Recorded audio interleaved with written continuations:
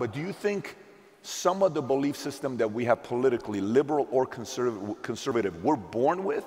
Oh, yes. You do think that? Oh, I think the evidence for that is very Tell us clear. more. Tell us why you say that. Well, okay, so there have been good personality studies done for, I would say, about 30 years. And the reason for that is that we figured out a personality model about 30 years ago that's stable cross-culturally, and it was mostly derived statistically, and it required a fair bit of computational power to derive. And basically, the way that it was derived was that thousands of people were asked hundreds and hundreds of questions, and then computers could figure out how the answers grouped. So if you were likely to say yes to question A and also to question J, maybe that was a tendency across a large group of people, and so you could assume that there was something similar about question A and J, and you could sort the questions into groups. And it turns out that questions about personality sort into 5 groups.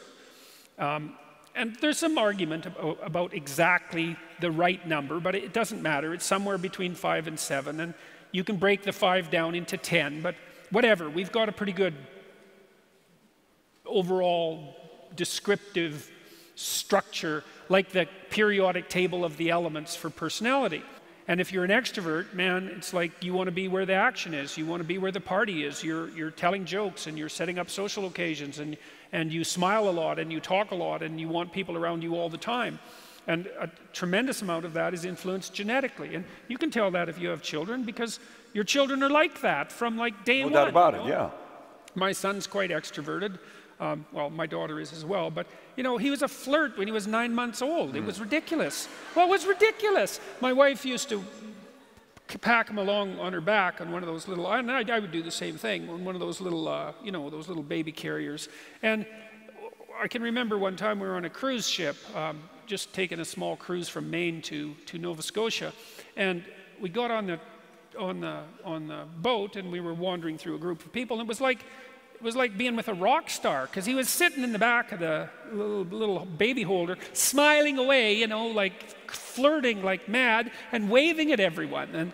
And that was there right at 9 months. And so people differ in extroversion, and that's positive emotion. They differ in neuroticism, and that's negative emotion. Some people are much more sensitive to depression and grief and anxiety. Their threshold for threat is a lot lower. Some people are agreeable rather than disagreeable, and agreeable people are very empathic and self-sacrificing.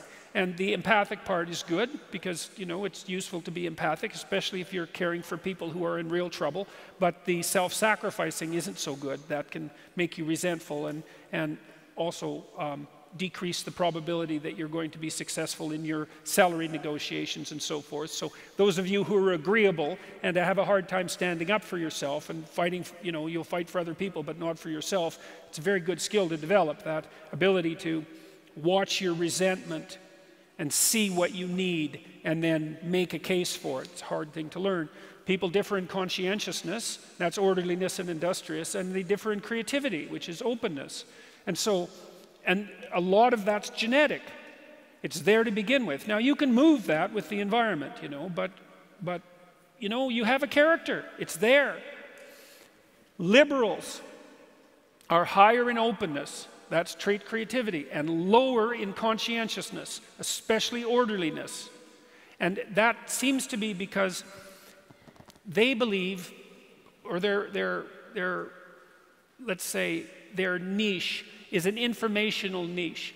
They believe that the free flow of information is worth the risk. So that'd be the free flow of people across borders, the free flow of ideas across borders, the free flow of concepts across categories. They'd rather that the borders were permeable.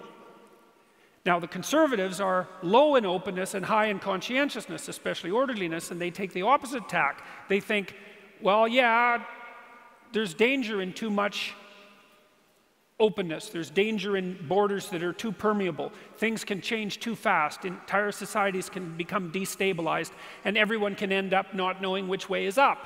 And the thing is that both of those attitudes are correct.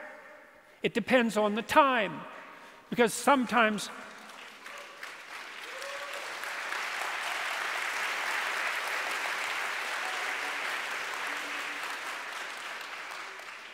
you know, sometimes things are changing so fast that everybody's knocked off their feet and things are falling apart. And sometimes things are so rigid that there isn't any new water flowing and everything's ground to a halt. You see that in corporations very often, where they get ossified, you know, and there's no new ideas, and then they collapse. You know, the average Fortune 500 company only lasts, I think now it's only 24 years, and the duration of their occupation of the top Fortune 500 space is getting shorter and shorter every year. You need liberals because now and then the right thing to do is to come up with something new. And you need conservatives because now and then the right thing to do is to do what everybody has always done. And the reason you need political dialogue is so that the liberals and the conservatives can continue to argue about which of those solutions is appropriate right now. And that's powerful, Jordan. And that's a unifying message, by the way.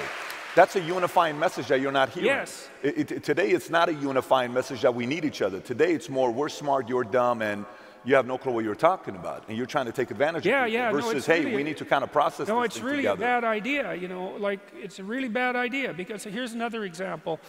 So, you know, Silicon Valley tends to be liberal. Everyone knows that. And the reason for that is that there's a tremendous number of entrepreneurs there. And entrepreneurs tend to be high in openness and lower in conscientiousness. So they're creative, but they're also willing to break rules, you know, which you kind of have to do often. Hopefully not to a criminal extent, but you have to. Well, you know, it's tricky when you're trying to establish something new, because look at a company like Uber, you know, they had to bend the rules to be successful. And those companies that have rented those scooters out and put them on the streets everywhere, you know, they just kind of went ahead and did it. It's not something an orderly person would do because they'd ask for permission, whereas the people who started these scooter rental companies just said, well, what'll happen if we put them everywhere? And the answer was, that seemed to work. But, you know, you have to have a rule-breaking proclivity in order to manage that. But the thing is, if you're an entrepreneur, you need conservative people, because once you've figured out how to do something, and then you want to run it algorithmically, you know, you want to run it by the rules, well, then it's the conservative types that are going to be really good at doing that and making sure that the I's are dotted and the T's are crossed and show up for work on time and have stable marriages and be reliable. And their problem is it's easy for them to get stuck in a rut.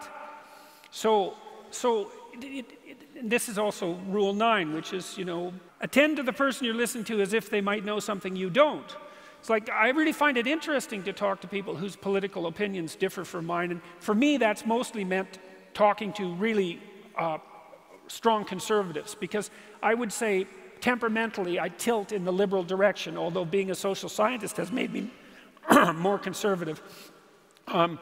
It's very interesting to talk to people who don't share your political views if you listen to them, because they'll tell you all sorts of things about why they think that you just don't understand. And it's not that they're wrong. It's that sometimes they're wrong and sometimes they're right. And the whole point of free speech, as far as I can tell, the deep point of free speech is that, you know, it's all as if we're riding on the back of a giant snake, and it's twisting and turning all the time, and we're trying to figure out how to stay in the center so that we don't fall off the sides, you know.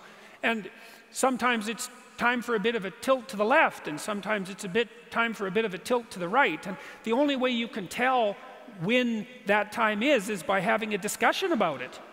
And so it's the discussion that keeps us centered. It's not the fact that the conservatives are right or that the liberals are right. They're both necessary.